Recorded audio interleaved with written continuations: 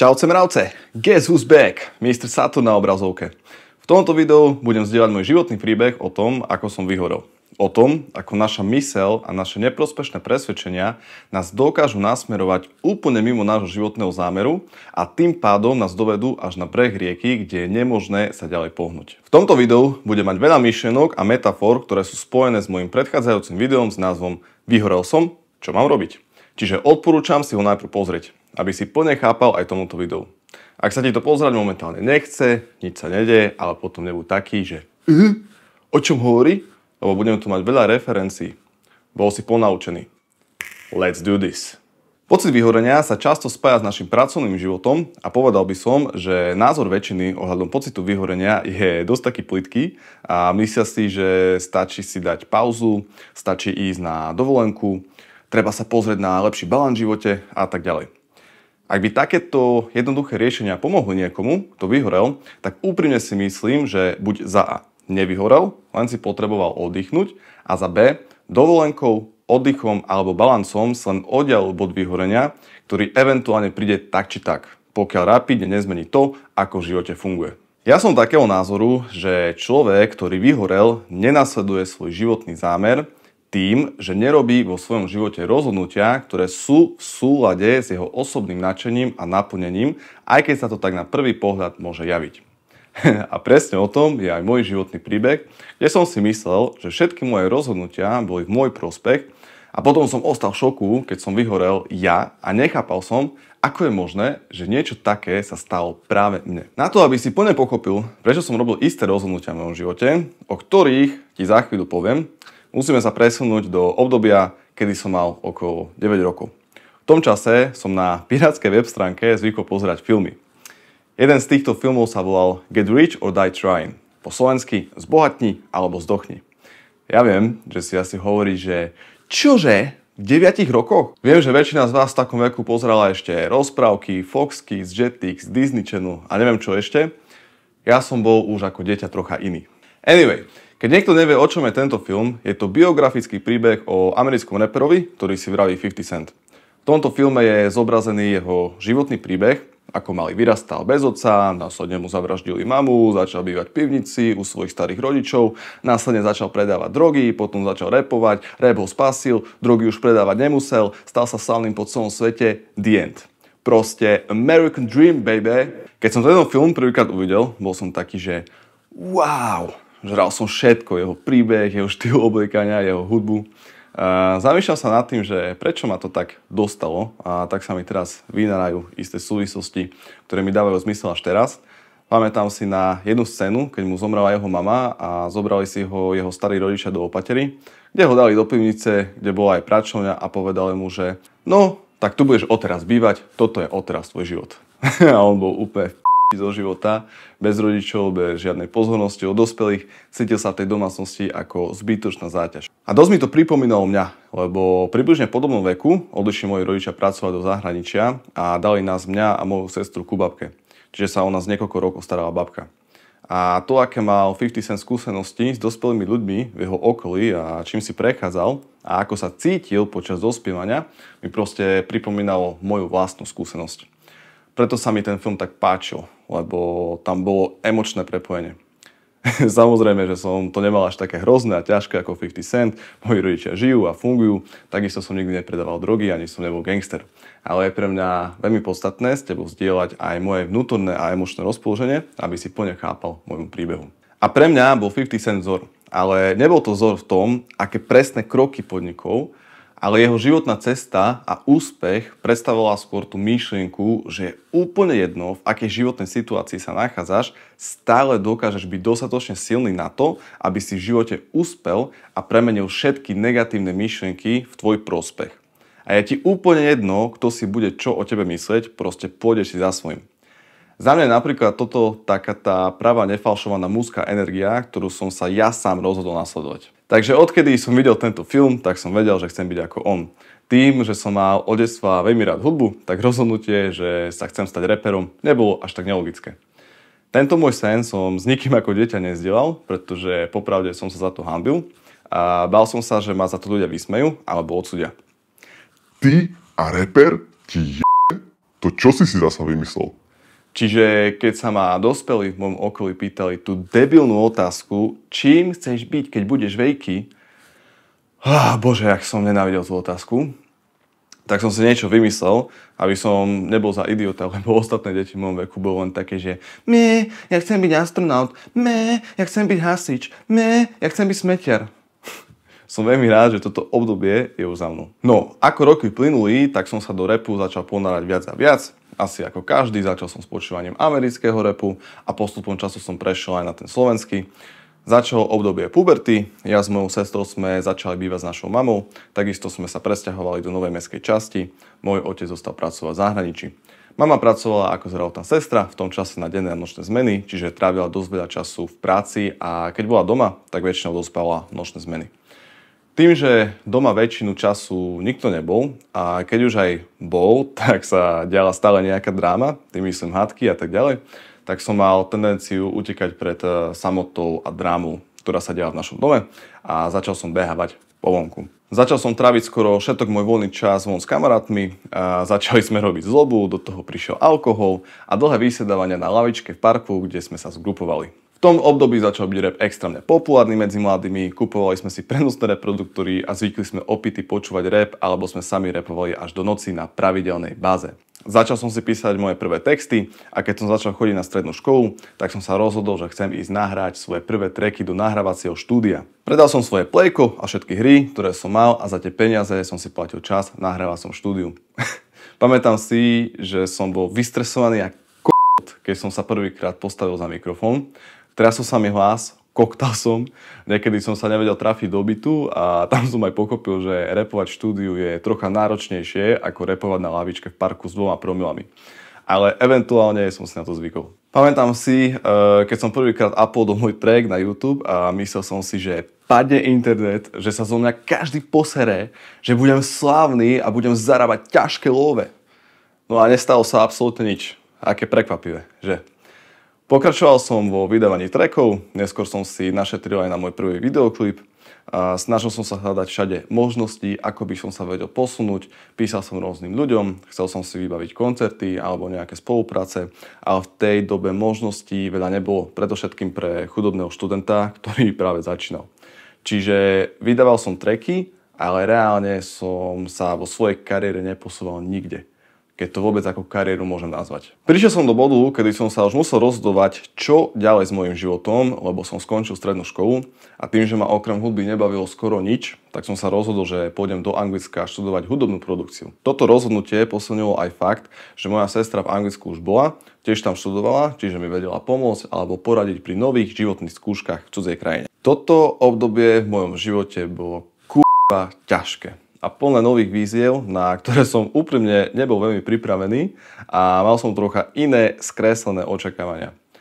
Prvé 2 mesiace v Anglicku som spal na zemi v sestrinej izbe.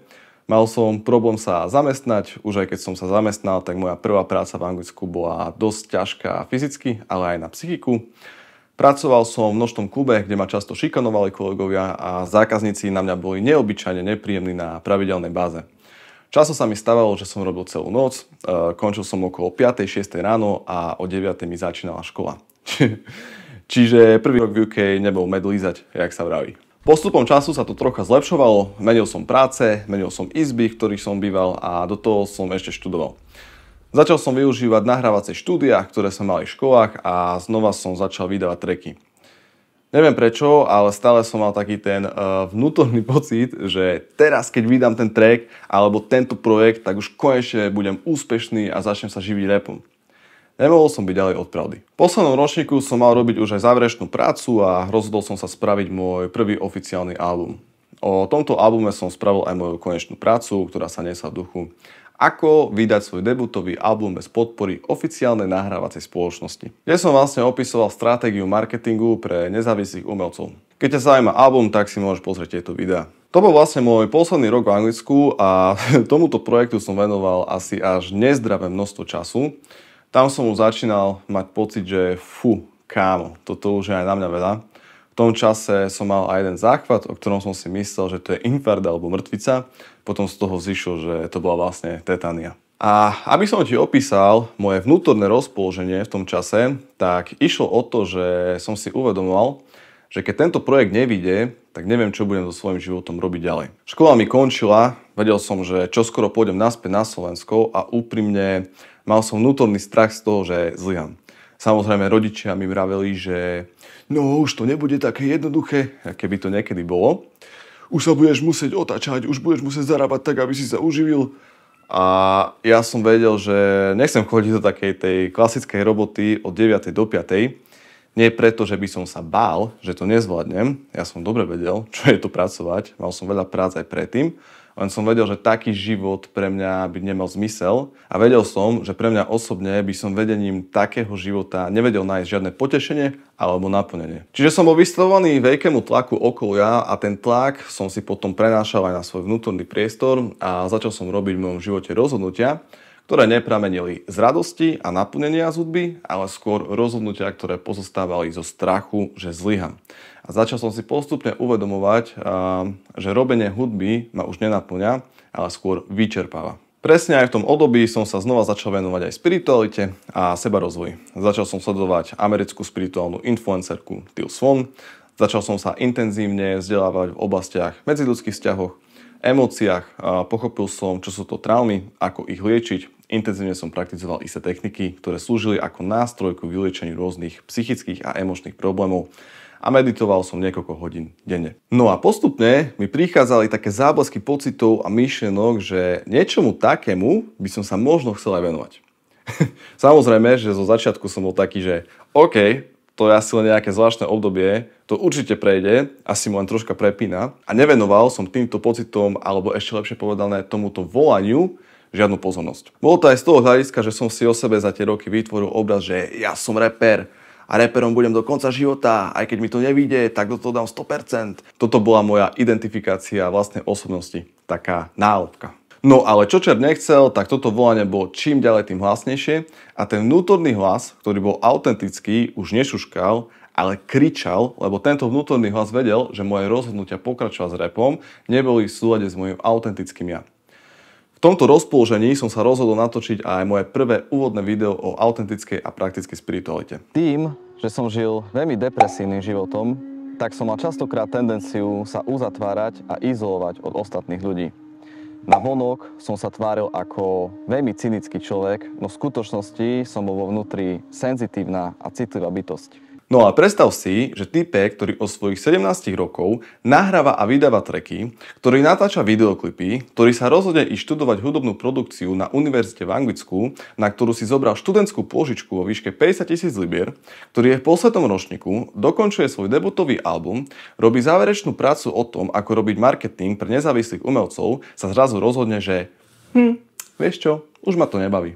Chcem sa venovať spiritualite. Vieš si asi predstaviť, ako na to moje okolie reagovalo. Pamätám si, že som mal jeden telefonát s otcom pár mesiacov pred ukončením mojej školy a povedal som mu, že cítim, že ma už hudba nebaví, že som z toho celého nejak vyčerpaný a že ma to volá ku spiritualite, že by som chcel začať robiť videá na túto tému.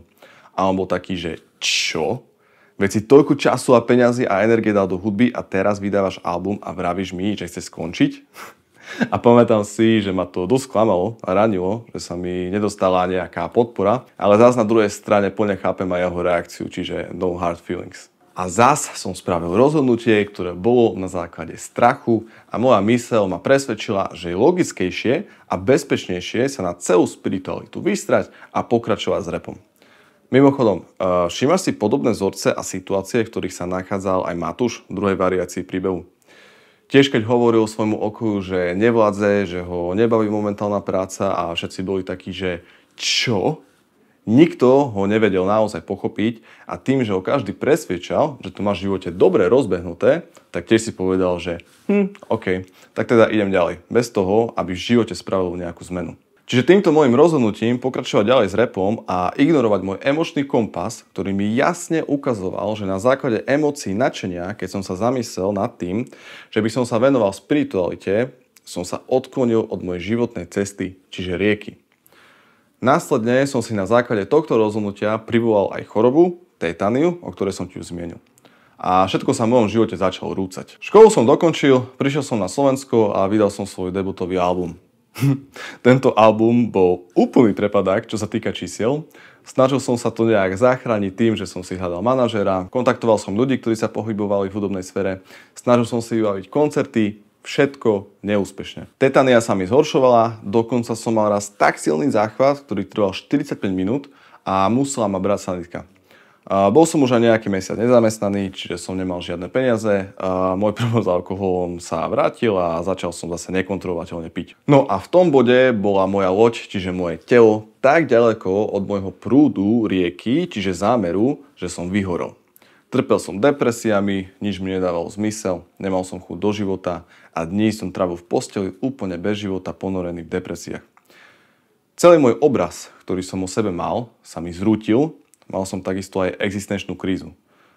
Keď vesmír očividne nechce, aby som bol reper, tak čím chce, aby som bol? Keď som skúsil tú spiritualitu, tak moje okolie mi dávalo najavo, že toto cesta takisto nie je. Nechápal som ničomu v tom momente, cítil som sa jak úplný debil, že som vo všetkom zlyhal a nedokážem byť nejako prospešný pre túto spoločnosť tak, aby som bol šťastný a naplnený aj ja. Toto bol môj prvý veľký bod vyhorenia a úprimne ani neviem ako, tak po niekoľkých týždňoch kúpania sa v alkohole, depresiách a ležaní bezvládne v posteli som si povedal, že OK, tak teda hudba ma stále náplňa a baví, čiže začnem robiť content o rape. V tej dobe som si myslel, že to je to správne rozhodnutie, ale zase som toto rozhodnutie spravil zo strachu, že keď neskúsim toto, tak sa budem musieť niekde zamestnať, lebo v tom období som bol nezamestnaný už niekoľko mesiacov a proste musel som už niečo začať robiť. Čiže zase neautentické rozhodnutie a nenasledovanie svojho emočného kompasu. Tak teda som začal robiť ten content a na moje počudovanie som to bol celkom úspešný. Skúsil som aj TikTok a pamätám si, že prvé video, ktoré mi vybuchlo, bolo zhodou okolností video s názvom 3 zaujímavosti o raperovi, ktorý si vraví 50 Cent. Behom pár hodín malo toto video niekoľko desiatok tisíc zhliadnutí a bol som taký, že yes! Takže asi toto budem robiť. Rozhodol som sa pokračovať a naberal som čísla, sledovateľov, rozbehol som aj YouTube kanál, všetko išlo parádne. Aspoň teda navonok sa to tak zdalo. Ale vo svojom vnútornom priestore som sa zase začal cítiť vyčerpane. Snažil som sa presvedčiť, že všetky tie čísla a pozornosť, ktorú som na internete dostával, je znak toho, že by som sa tomu mal venovať. Čiže zase som ignoroval svoj emočný kompas. Pamätám si, ako som robil video o Separovi a jeho beefoch, kde som strávil dosť veľa času s prípravou a editovaním videa. A pamätám si, že som si tak v duchu povedal, že keď som na tom robil, že dávam extrémne veľa môjho času do robenia videa, kde riešim nejaké žabomyšie hádky iného chlapa. Čo robím so svojím životom? Veď ja mám naviac. Cítil som sa trápne pred sebou samým. Vydal som to video a bam, 220 000 zhliadnutí na TikToku a 120 000 zhliadnutí na YouTube. Snažil som sa tým nejak zarobiť, lebo to bol už asi rok, čo som bol nezamestnaný, ale nejak mi to nešlo. Mal som dokonca pripravený aj merch, ktorý som chcel dropnúť, ale čo čert nechcel, zase som vyhorel. Zase som bol tam, kde som byť nechcel. Toto vyhorenie bolo už trocha iné. Povedal som si, že môžem osrať celý život influencera, ktorý je celé dní zavretý v izbe a točí videá. Vôbec ma to nebavilo a bralo mi to energiu. Takže som sa rozhodol postaviť môjmu strachu, zamestnať sa a viesť obyčajný život. Tým, že som mal bohaté skúsenosti s médiami a natáčaním videí, tak som si našiel prácu v jednej marketingovej firme a pracoval som tam v TikTokovom oddelení. To znamená, že som natáčal videá pre firmy, ktoré som potom uploadoval na ich profily. Kvôli tejto práci som sa aj presťahoval do Bratislavy. Môj plán bol taký, že skúsim, uvidím. Hlavne som si chcel aj oddychnúť a ukľudniť sa po všetkom, čo sa mi v živote dialo, lebo bolo toho viac, ale nedá sa všetko obsiahnuť v jednom videu. Tá práca bola pre mňa extrémne náročná na stres a čas. Robil som non-stop a zase som bol tam, kde som byť nechcel a bol som z toho všetkého strašne vyčerpaný. Zase som sa dostal do situácie, že som svojmu okoliu hovoril, že už nevládzem, že ma to vyčerpáva a moje okolie bolo len také, že čože? Veď natáčaš videá pre firmy s populárnymi ľuďmi, robíš videá pre politikov. Natáčal som napríklad videá, kde hrala Janka Kovalčíková, robil som jedno video pre Kubiša, kde som sa ocitol v Národnej rade Slovenskej republiky pri ščítavaní hlasov. Natáčal som aj Daniela Heviera a tak ďalej. Ale ja som to mal Mňa to nebavilo. A moje okolie mi hovorilo, že veď to vydrž, určite to nie je také zlé, ako vravíš. Skús sa na to pozrieť inak. Toto je len skúška. Uvidíš, že to časom bude lepšie. No ale holý nič sa nezmenilo. Nastral som sa a podal som výpoveď, pretože iba ja reálne viem, čo mám so svojím životom robiť a nikto na tomto svete nie je oprávnený mi vravieť, ako by som sa mal cítiť a nikto na tomto svete nemá právo mi vravieť, že to, čo cítim, nie je správne. Túto životnú lekciu som sa musel naučiť tvrdším spôsobom. Našiel som si prácu na zmeny, kde robím doteraz. Čiže 15 dní do mesiaca robím a 15 dní mám voľno. V záujme ochrany môjho súkromia s tebou nebudem zdieľať, čo to je za prácu, ale to nie je teraz ani podstatné. V predošlom videu som s tebou zdieľal 4 kroky, ktoré by ti mali dopomôcť objaviť svoj zámer a vymaniť sa z pocitu vyhorenia. Tieto kroky som si nevycúcal z prsta, ale z môjho osobného života, ktoré som použil sám na sebe. Čiže ideme sa pozrieť, ako som presne začal prakticky tieto kroky aplikovať. V prvom kroku som hovoril o tom, že si treba priznať, že si nerobil a stále nerobíš rozhodnutia, ktoré v tebe vzbudzujú pocity šťastia alebo naplnenia. Čiže začal som reflektovať moju minulosť. Zamýšľal som sa nad tým, aké rozhodnutia som vo svojom živote spravil, ktoré ma doviedli ku nenaplnenému životu, plnému vyčerpania a nedostatku elánu do života. Veľa spirituálnych lídrov alebo koučov vraví, že treba žiť v prítomnom okamihu a šprtanie sa v minulosti je neprospešné. Nie. Ja tvrdím presný opak. To, že ako ľudia máme dar znova prežívať minulosť, je krásna príležitosť na to, aby sme sa z toho vedeli poučiť a v prítomnom okamihu sa rozhodli neopakovať naše chyby, ktoré sme v minulosti spravili. Všetko, čo na tomto svete existuje, má svoj význam a prežívanie minulosti a vracanie sa do nej je mocný nástroj, ako zlepšiť našu momentálnu situáciu v živote. Čiže tak, ako teraz diela môj príbeh, tak som si ho premietal v mojej hlave a prišiel som na to, že veľa rozhodnutí, ktoré som v minulosti robil, pochádzali zo strachu. Akokoľvek tie rozhodnutia vyzerali byť logické a správne v tom čase, tak bolo to platné. Lebo som ich nerobil na základe nadšenia a naplnenia, ale na základe strachu. Bolo to ťažké prijať túto pravdu, lebo vo svojej podstate som v tom čase sa lepšie rozhodnúť nevedel. Ale to nemenilo nič na veci, že som sa rozhodoval proti sebe, nie pre seba. Čiže som to jednoducho prijal s empatiou voči môjmu starému ja. Nevedel som sa lepšie rozhodnúť v tej situácii, ale nerozhodoval som sa môj prospech a týmto vnútorným rozpoložením som sa otvoril a bol som pripravený sa učiť. A tento raz spraviť veci inak. V druhom kroku som hovoril o tom, že treba začať relaxovať a odpočívať, aby si ukludnil nervový systém.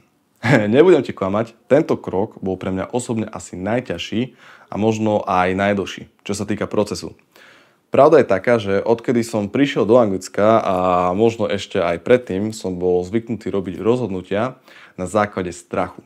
Vo svojej podstate som ako keby žil v konštantnom strachu a stále som sa bál, čo ak niečo nevyjde. Čo budem potom robiť? Svet sa zrúti a kompenzoval som si to workoholizmom. A strach sa stupňoval, workoholizmus sa stupňoval, stres sa začal prejavovať stále viac a došlo to do bodu, že som si týmto spôsobom úplne vyčerpal môj nervový systém. Bol som v konštantnom strese, aj keď sa okolo mňa nediali žiadne stresujúce situácie. Mimochodom, týmto spôsobom som si privolal aj tetániu.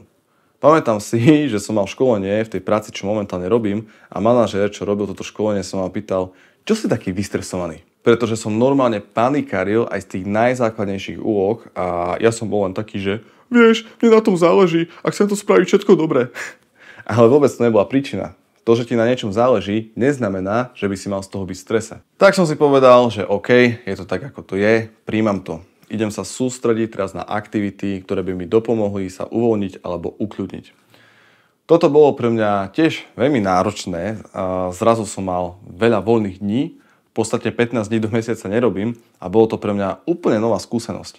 Pamätám si, že hneď ako som sa zobudil, keď som mal voľno, tak ma prepadla depresia, že čo mám teraz robiť?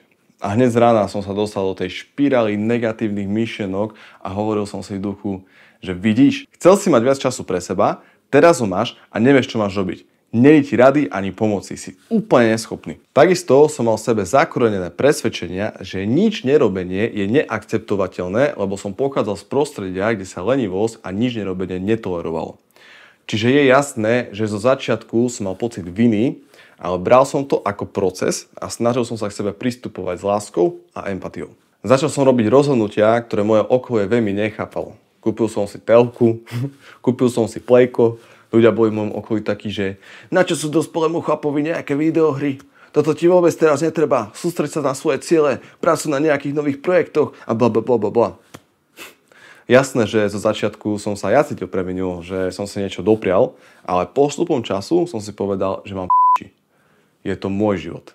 Nebavilo ma variť, tak som začal chodiť na obedy alebo večere niekde von do mesta, aj keď mi môj vnútorný hlas vravel, že by som to robiť nemal. Lebo by som mal šetriť tým, že budem variť doma. Prihlásil som sa na také pohybové aktivity, aby som si zacvičil medzi ľuďmi, aj keď to bolo pre mňa finančne náročné. Išiel som na tantru, lebo som to chcel skúsiť, tak som si povedal, že prečo nie. Proste som začal objavovať svet.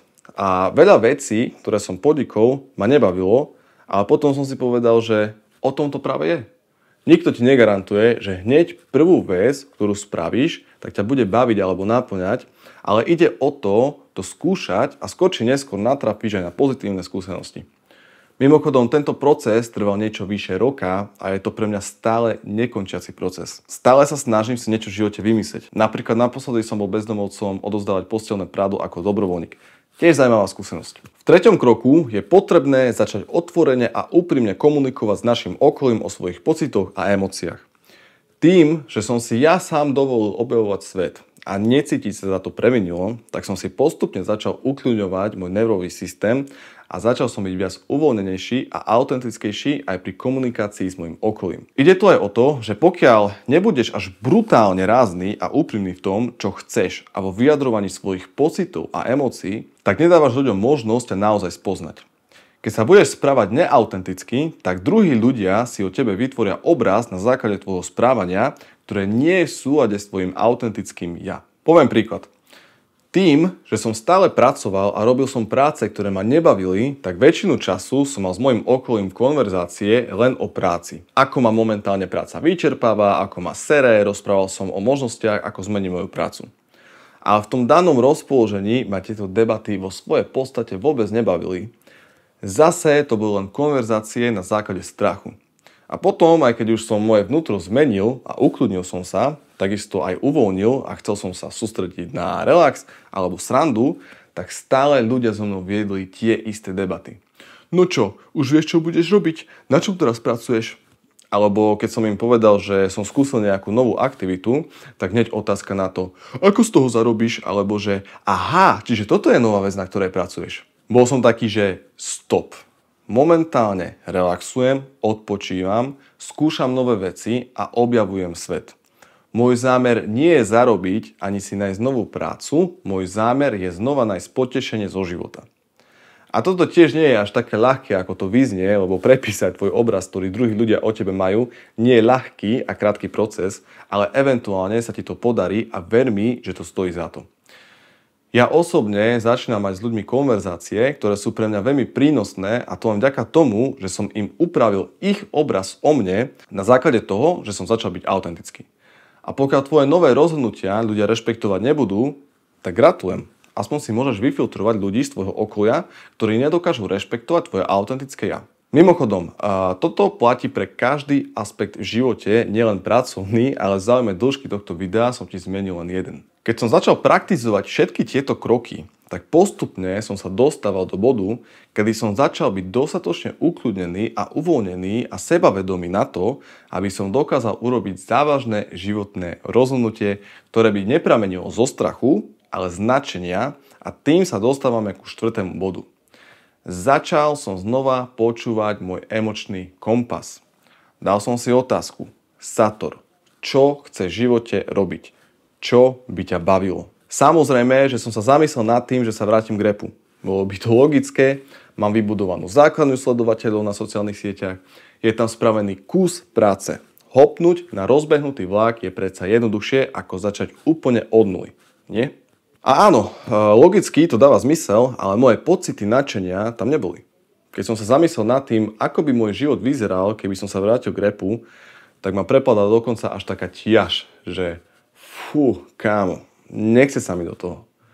Tým pádom som si povedal, že OK, neurobím toto rozhodnutie, nebudem opakovať moje chyby z minulosti. A začal som rozmýšľať nad tým, čo vo mne vzbudzuje pocit naplnenia a nadšenia a prišiel som na to, že to je spiritualita.